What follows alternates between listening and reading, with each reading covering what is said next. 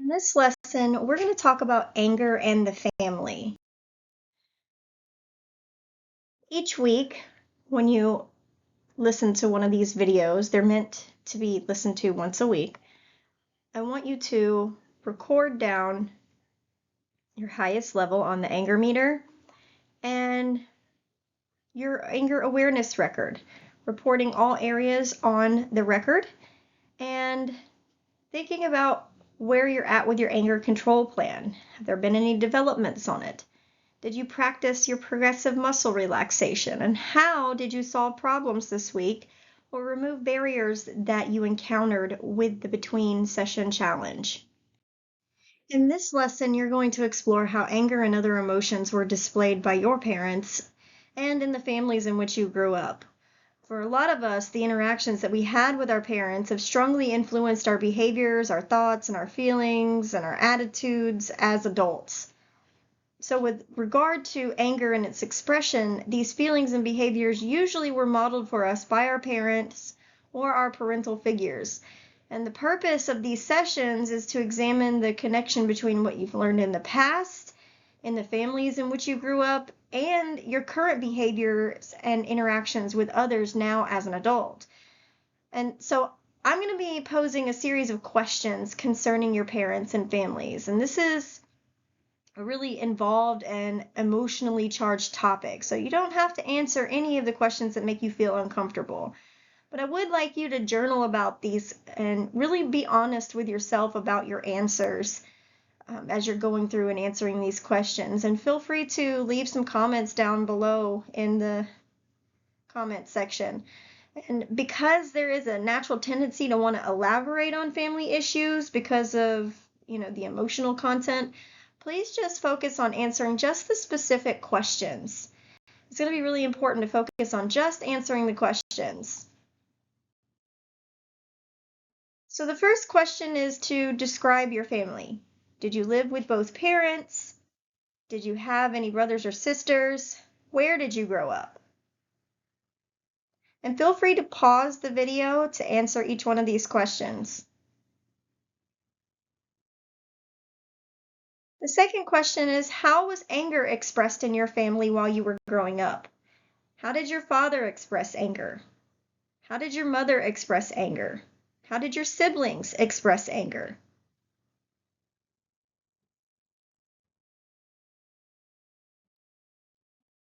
How were other emotions such as happiness and sadness expressed in your family?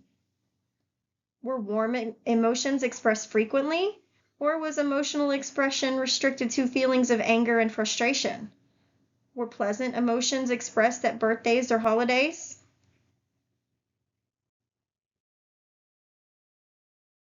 How were you disciplined, and by whom? Did this discipline involve being spanked or hit with belts, switches, or paddles?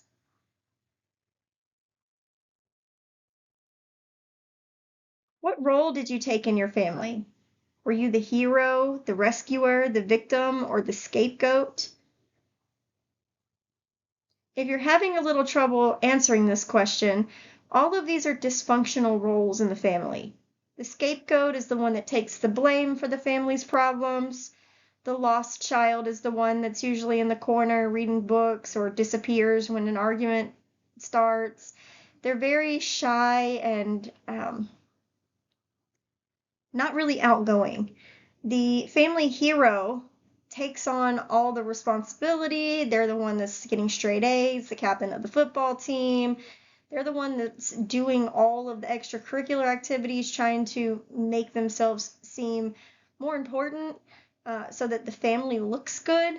But inside, they are full of anxiety and stress and worry and overthinking. And then the mascot is the class clown, the one that's using humor to deflect situations. The chief enabler is typically the spouse of a substance abuse or someone who is suffering from substance abuse.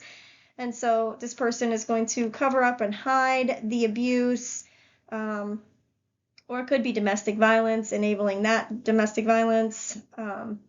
So which role did you play in your family of origin?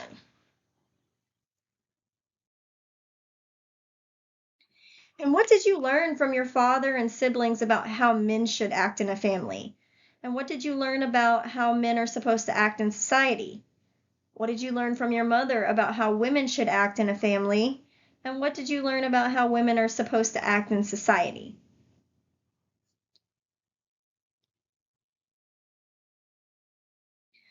What behaviors, thoughts, feelings, and attitudes carry over into your relationships as adults today? I want you to identify both the positive and the negative behaviors, thoughts, feelings, and attitudes. What purpose do these behaviors serve? What would happen if you gave up the negative behaviors? Your homework this week is to monitor and record your highest level of anger on the anger meter. You will use the anger awareness record to identify the event that led to your anger, the cues that are associated with the anger-provoking event, any positive outcomes or negative consequences, and the strategies that you use to manage your anger in response to the event. I want you to continue to develop your anger control plan as well. And if you would like to share any of your answers, please feel free to put them in the comments section below.